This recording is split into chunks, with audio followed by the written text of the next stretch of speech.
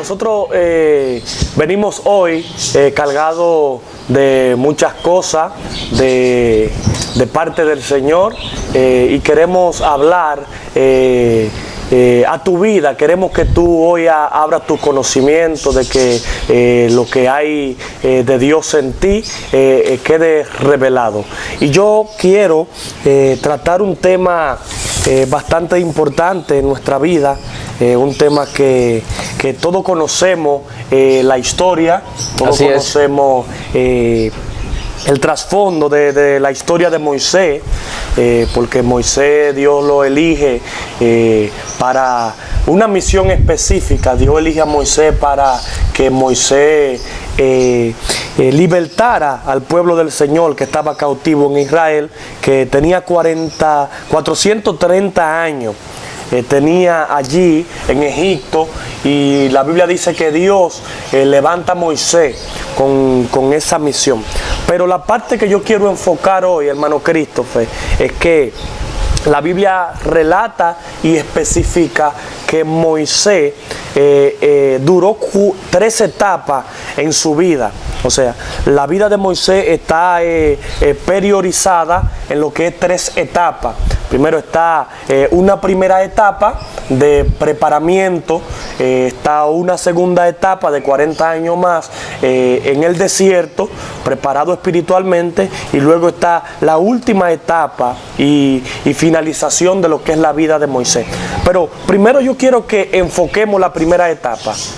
Moisés, la Biblia dice que era tan hermoso su rostro que su madre desobedeció el edicto del rey, del faraón. Así es. El edicto faraónico, su madre lo desobedece porque dice la Biblia que miró la hermosura del niño y lo escondió. Pero ya al no poderlo tener más, al no poderlo retener en casa, dice la Biblia que ella hizo una canastilla de junco y la calafateó. Correcto, lo calafatea y lo manda entonces en un carrizal. Correcto. Directo hacia el Nilo. Ajá. Es importante, fíjate, Alexander, que la vida de Moisés tenía tantas características y tantas cualidades que Dios dotó desde su nacimiento. Cuando la Biblia dice que el niño era hermoso y sobre todo decidieron pasarle por encima, a mí me llama la atención que la Biblia establece que el mismo faraón se acercó hacia las parteras hebreas y le había dicho: miren, parteras, cuando ustedes se acerquen hacia las mujeres que van a dar a luz, si ustedes ven que la criatura que nazca es varón, inmediatamente avísennos y mátenlo. Pero si la criatura es hembra, déjenla vivir. Porque el edicto del rey era tan apremiante que él estaba viendo que el pueblo se estaba multiplicando y se estaba multiplicando. Y había un edicto que el mismo rey temía de que los israelitas, cuando viniera otro pueblo invasor, otro pueblo enemigo, ellos también se contrampiraran contra el mismo pueblo de Egipto. Entonces, hay muchas veces cuando Dios tiene propósito, cuando Dios tiene grandes propósitos con la vida de una persona, es lógico que el enemigo o el diablo nunca se va a quedar de brazos cruzados. Sí, y específicamente es así como tú estás hablando. Por ejemplo, cuando Satanás sabe que Dios te ha entregado a ti lo que es la multiplicación, él va a buscar la manera específica de cómo suprimirte. Y es por eso que muchas veces en las iglesias nosotros vemos que hay mucha gente con cierta capacidad, con cierto ministerio, y tú dices: ven acá, ¿y por qué es que no lo están manifestando? Es porque hay una comisión del mundo de las tinieblas que ha logrado su cometido y ha suprimido a esa persona de una manera tal que la persona solamente es el reflejo que se le ve de lo que Dios le ha depositado. Muchas veces yo escuché una anécdota, y era que un demonio le dijo a otro: mira, en esa iglesia hay fuego, hay poder, hay ciencia, hay revelación. Y el demonio le dijo: cállate, porque ellos aún no conocen lo que ellos tienen. Eso mismo pasaba con el pueblo de Israel. Tenía la gente tenía ya la estructura para poder hacerle frente a Egipto, mas sin embargo eran esclavos de ellos.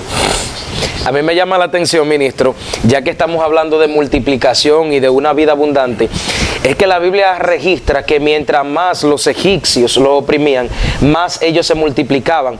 Ahora hay una situación, varón, que los hebreos se estaban multiplicando, pero tenían algo que era que todavía seguían esclavizados.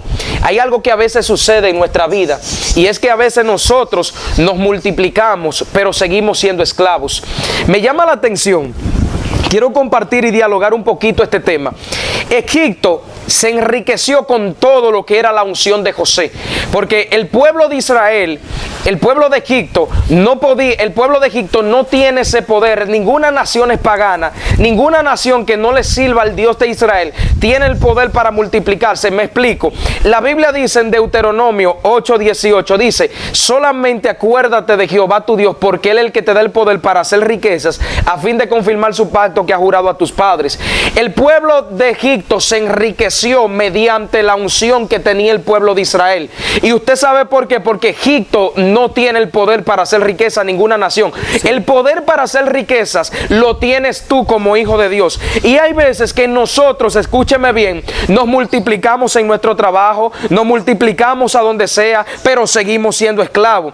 Me llama la atención, hermano Alexander, escúchame bien, algo que traigo a colación, ya hablando un poquito de anécdota, es que el enemigo trabaja tanto en la mente de los hombres de Dios y en la mente del pueblo de Dios, que tú tienes la facultad para tú multiplicarte, para tú hacer riqueza, pero entonces tú no puedes ser libre, siempre eres esclavo. Es como el león, amado hermano. El león Dios lo creó con el objetivo de que el león fuese rey de la selva, de que el león estuviera por encima de todos los animales. Entonces, ¿cómo es que tú ves a un león metido en un circo hoy en día? Sí. Lo ves metido en un circo, ¿sabe por qué? Porque el enemigo primero que lo quería meter en un circo trabajó en su mente. Sí, así.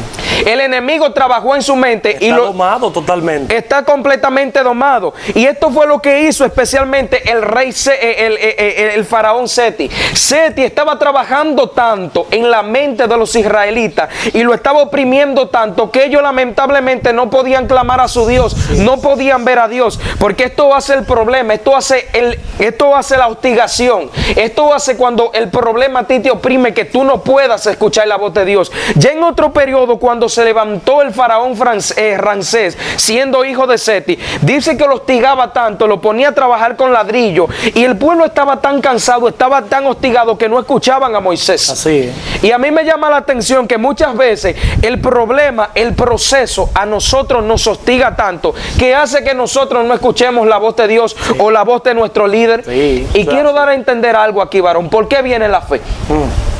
¿Por qué viene la fe? La fe, dice la palabra, que viene por el oír, así. Y el oír la palabra de Dios. Y si tú inmediatamente te encierras en escuchar la voz de Dios y solamente estás oprimido por ese problema, el problema lo que te vas a oprimir y va a impedir que tú escuches la voz de tu líder. Varón, ¿y qué sucede? Por ejemplo, uno dice, a veces uno tiene tribulación, tiene dificultad, pero cuando uno le da cabida a lo que es ese problema y esa dificultad, de una manera tan drástica, toma control y dominio de nuestra vida. Porque ¿por qué no entró, es mi pregunta, el pueblo de Israel a la tierra prometida? Varón, fue tan que el diablo se le metió en la psicosis, que el faraón se le metió dentro de su ser y dentro de ellos. Es increíble. Que ellos aún, viendo la columna de nube y viendo la columna de fuego, andar con ellos y en su caminar, y viendo cada mañana como descendía el maná, deseaban en su corazón devolverse y preferían morir en Egipto comiendo cebolla y pegando ladrillo.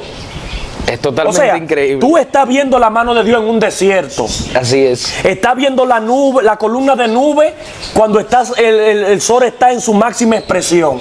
Estás viendo la columna de fuego cuando el sereno y el frío está en 0 grados prácticamente.